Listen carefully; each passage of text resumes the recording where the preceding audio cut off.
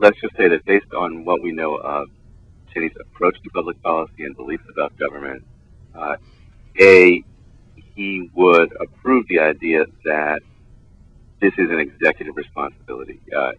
He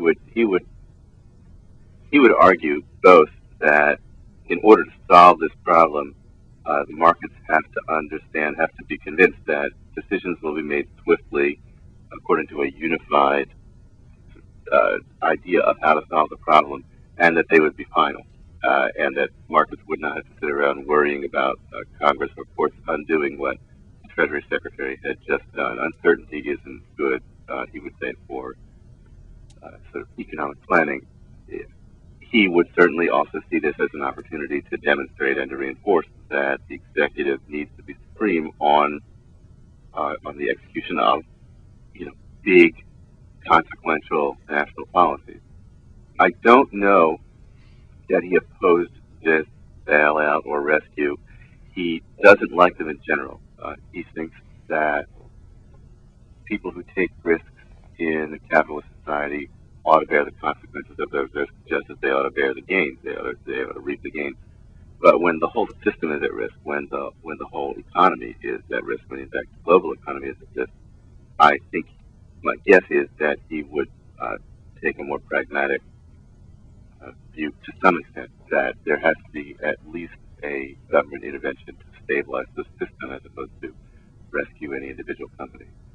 Where has he been the past? I know you're not reporting actively on him right now, but where do you think he has been the past 2-3 weeks that this has been brewing? And we've seen, Bush go out on TV, Paulson, Bernanke, everyone except for Cheney. He's talked about it, I think, maybe once or twice to a pretty small audience. But why has he kind of creeped into the shadows in this major crisis? He's had a hand in economic policy as you described, but he's been quiet on this one. Well, there's several explanations for Cheney's disappearance.